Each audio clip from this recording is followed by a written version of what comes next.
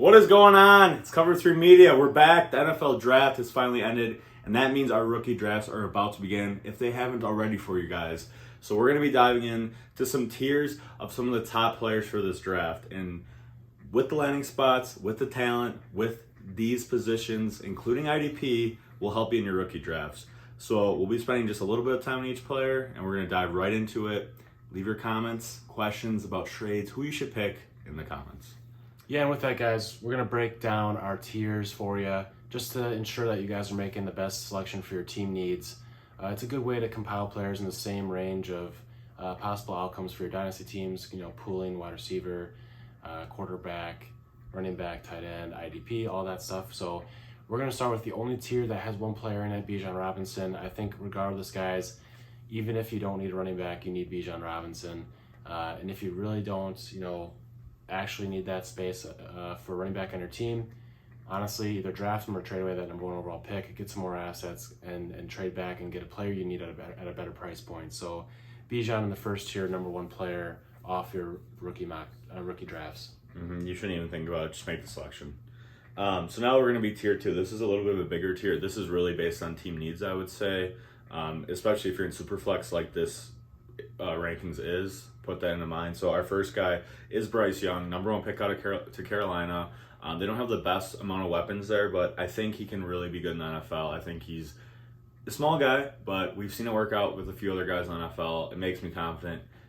He's done it all. He's won a Heisman, and he's always looked really poised at Alabama. So I'm confident in the guy. Yeah, I'm right there with you. Definitely probably my safest bet at quarterback so far. Number 3 in our rankings, we got JSN in this tier 2, guys. We broke this down plenty of times. JSN, one of the, if not the best prospects in this draft class. I think we can confidently say he's the best in this draft class now. Just overall for Dynasty, guys, wide receivers typically last longer than running backs. And, with that being said as well, I know running backs also sometimes have more value because they're harder to come by, but depending on your league formats, especially, if you have a 3 wide receiver starting league or multiple flex spots, those wide receivers do hold more value. So we're taking this into account more so from the standard, roster sizing being 2 wide receiver, 2 flex, 2 running back. So even with that, I think that says a lot that JSN is the 3rd wide receiver or the 3rd player off the boards, 1st wide receiver off the boards at 3. Definitely the type of player who can stack up a lot of points in a PPR format. Yeah, and again with him, really quick, I know some people don't like his landing spot, but this is Dynasty. This is long term. This isn't for 1 year. He might not be the best for you this first year just because of Lockett and DK, but patience, we talked about it. Patience is key. So next guy in our ranking is AR-15. He goes to a fantastic spot in the Indianapolis Colts in the NFL draft.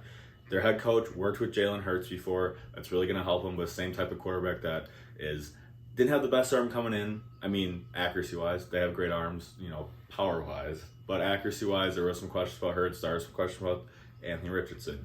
So that should give you confidence. Bryce Young's a safer pick, but if you want full upside, you take Anthony Richardson. I'm not going to fault you at that. And he honestly goes into the best spot, I think, out of these 3 quarterbacks that go in the top 5, in my opinion. So I'm all ears for him, and he might hold more value in leagues that are 4-point passing touchdown leagues. We typically do 6, just because he's going to be more getting rushing yards. But still, the ceiling's a damn roof for this guy. So, dang right. And the 3rd quarterback off the board is CJ Stroud in this tier 2, guys. We have him as our 3rd quarterback just because there are some question marks about, how is he going to pan out in the NFL. He's paired with the Houston Texans, which it's a little bit worrisome with that franchise. He had some worries as far as his overall, quarterback IQ goes, and just the typical Ohio State history with quarterbacks. So I think they're going to regret. I think Will Anderson is going to be very good, but I think they're going to regret trading up to get him at 3 when they could have paired him with JSN at 12, took him at 12, and then they're probably going to be bad next year, and they don't have their 1st round pick now, and they maybe could have gotten Marvin Harrison too. Yeah. And Stroud, I'm not knocking him, but he did play with a lot of talent at Ohio State.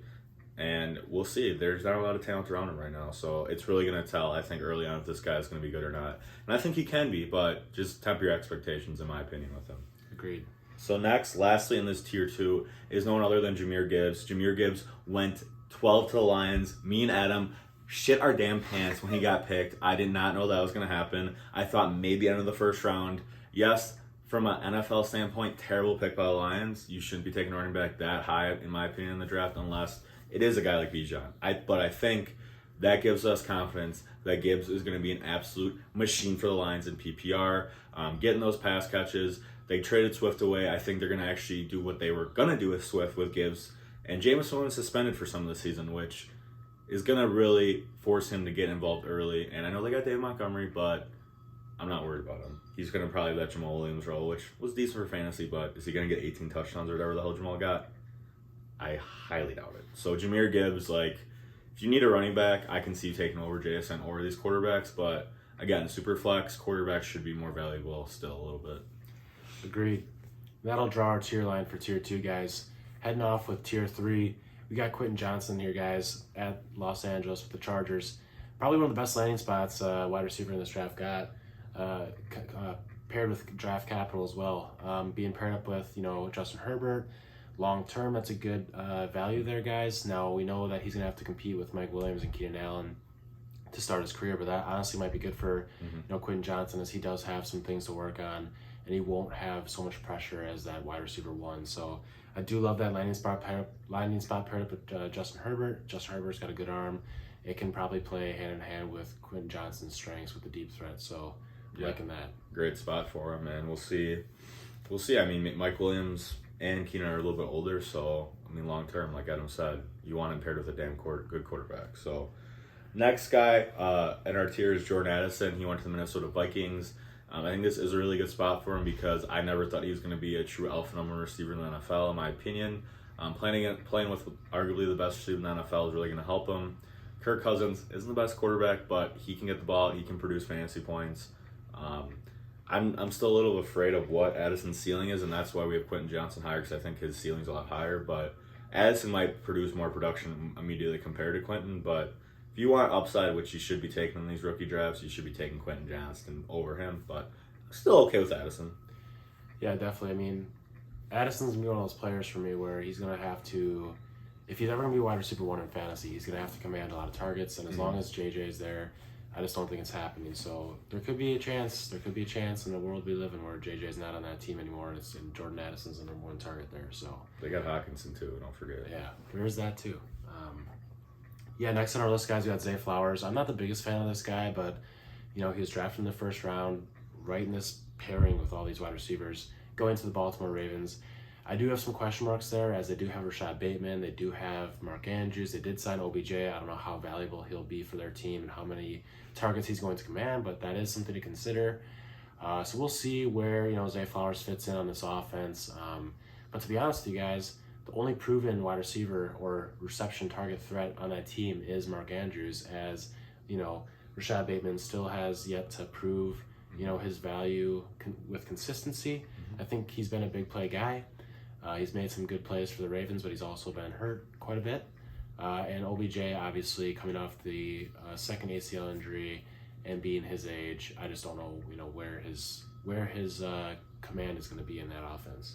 I mean, my one question really quick is just seemed like almost by default he also got all this hype out of nowhere. I think just because the receiver class was a little bit weaker than past years. So we'll see if that works out. Obviously, playing with Lamar is going to help him, I think, regardless. So we'll see. I don't know. We'll see. I'm really unsure about this guy. But this next guy, I don't think I'm unsure about at all, personally. And that's Dalton Kincaid, tight end for the Bills. The Bills traded up to get him in the draft right in front of the Cowboys. I know they got Dawson Knox there, and I think they're both going to be featured, but Dawson Knox is a better blocker than Kincaid. Kincaid is going to be in the slot and could develop into that second receiving option for Josh Allen. I'm really excited about him. I know rookie tight ends don't usually pan out right away, so have patience, but I think this guy could be really damn good. Some people are like, oh, Josh Allen got his Travis Kelce. I'm like, all right, let's slow it down a little bit. He could get there. He could be really, really good.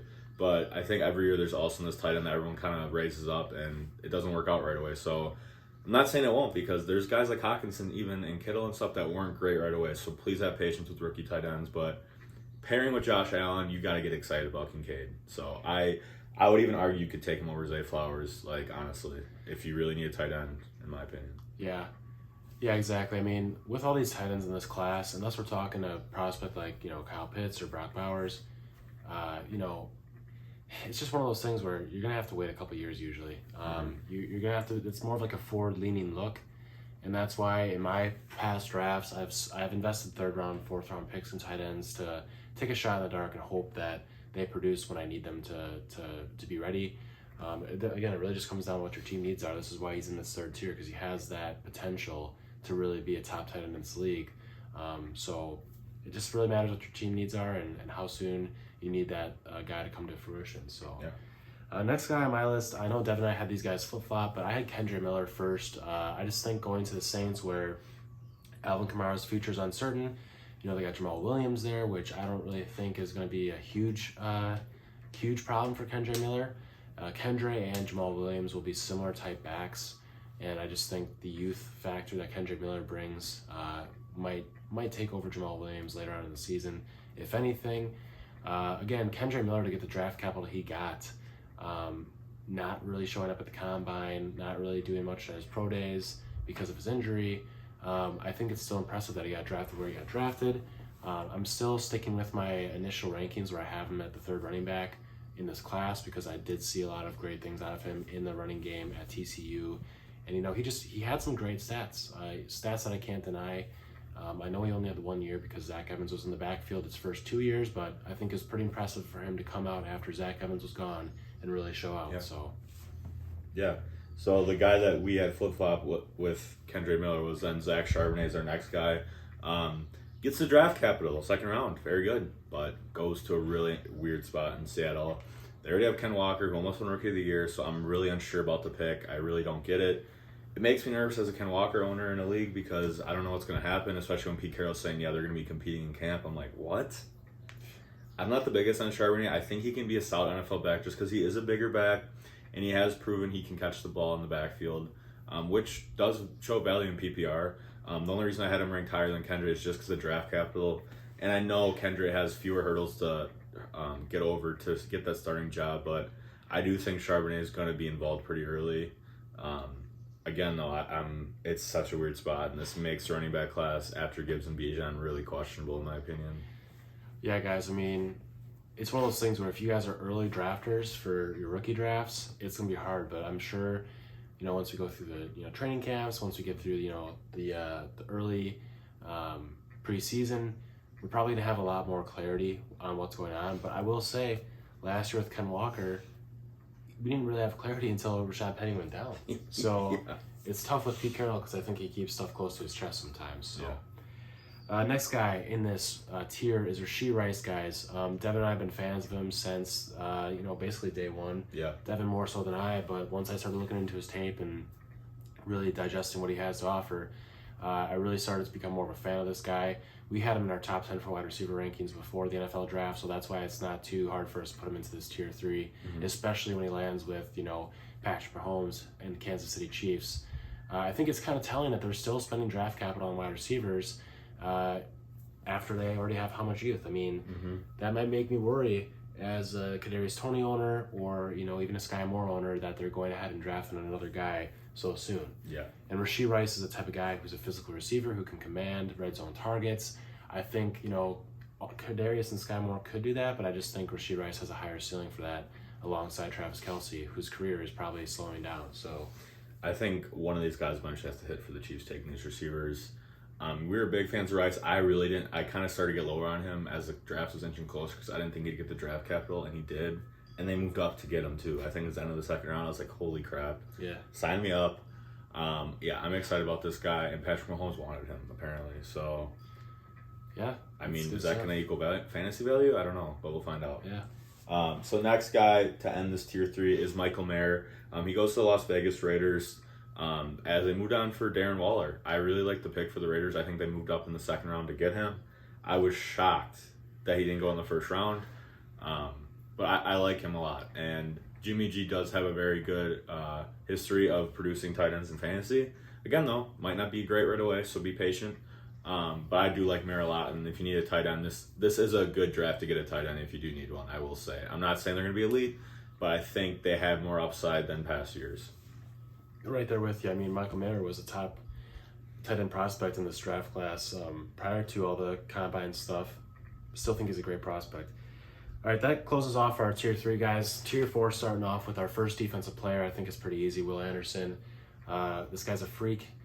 Coming off the edge, guys. I think he's going to do good things for Houston. And I think he'll do good things for your fantasy football teams. Now, with IDP, we understand that some leagues allow edge rushers and guys who are more designated like linebackers to play defensive line. If that is the case with your league, Will Anderson is easily the first guy off your list. Another defensive guy I can think of, Jalen Carter, would probably have more value in our rankings if it was a league where only defensive linemen or defensive ends were allowed to play at the defensive lineman slot. But since Will Anderson in our leagues and in our formats, which we think is best, is allowed to play on a defensive line slot, he holds a tremendous value here, guys. Yeah, he's going to be good. I mean, he's going to be really good. So next in our rankings, we got Jonathan Mingo. Kind of came out of nowhere. I didn't really know a lot about him going into the draft, and he did get a big draft capital. He was the 4th receiver taken in the draft, first in the 2nd round. He's pairing with Carolina, so he can develop with Bryce Young. I think they're just going off metrics and just thinking with his size and athleticism that he has A.J. Brown in him because he went to Ole Miss, which I kind of disagree with, but sometimes at the end of the day, you got to swallow your pride and do have to pay attention to draft capital. I'm not that invested in Domingo, but in the mid-second round of your rookie drafts, if you need to take a shot, take a damn shot on him. Yeah, exactly. Next guy on our list, we got another quarterback, Will Levis, going to the Tennessee Titans, guys. I think it's a little bit telling here that they took another quarterback with pretty respectable draft capital, higher draft capital they did than Malik Willis.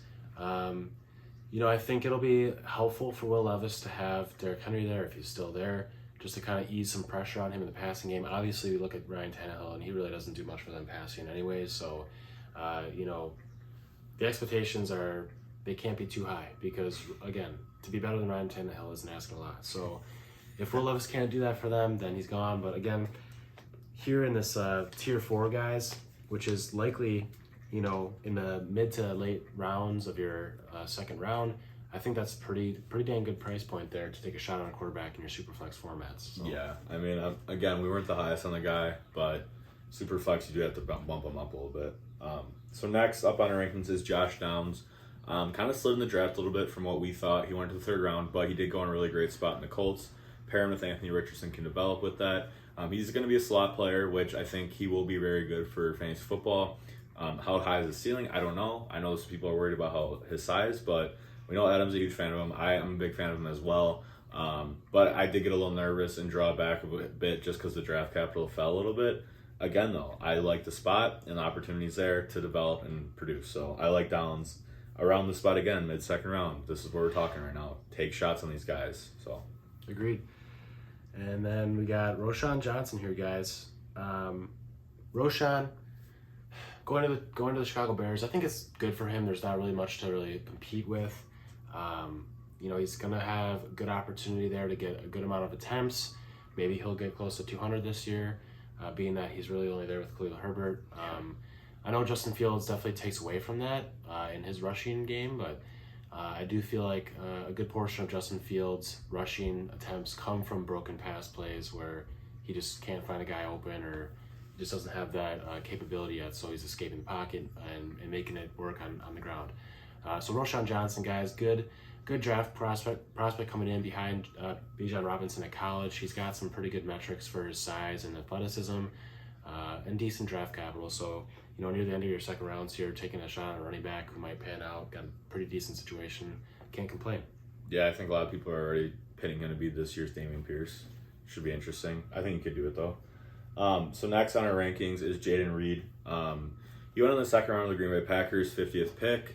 I didn't know a lot about the guy heading into the draft, and we're Packer fans, and I was like, who the hell is this guy? There was Josh Downs still on the board, Rasheed Rice was still on the board, and I'm like, bro, what are we doing here?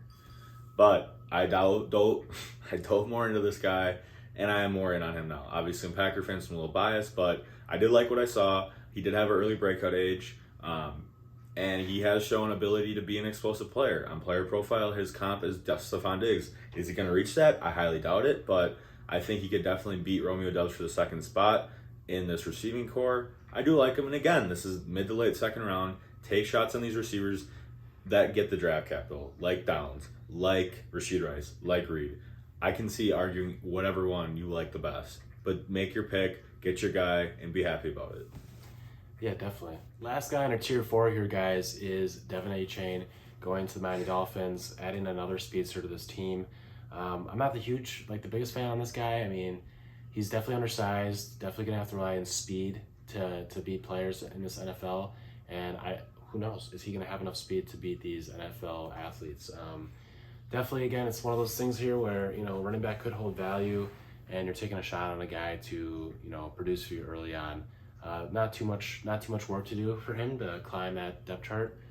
He very well could be getting a considerable amount of volume on this team. We'll just have to see what happens. That's why he's near the end of this tiers. It's just a little bit iffy for us. So I think this is the only landing spot, though, regardless, that I would even consider taking him, and he did go there, so we'll see.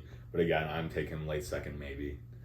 So now to begin the next tier, we have Marvin Mims, who ended up going to the Denver Broncos. The Denver Broncos trade up to get him, which was very telling.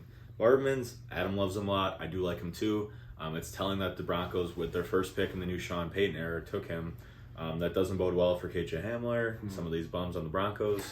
But I do like this spot for Mims. I know Russ had a terrible year, but let's just still not count on Russ yet. If he's bad again this year, I'm completely out on him. But there's just no way I feel like he's completely just washed. I just don't believe it still. Maybe he is, but I like this spot for Mims. I think opportunity will arise for this talented guy at Oklahoma. I'm right there with you. I'm a big fan. Just, again, a little bit of question marks there. So next guy on our list here is Jalen Hyatt, guys. We've never been the biggest fans of him. Everyone was expecting this explosive guy at the combine.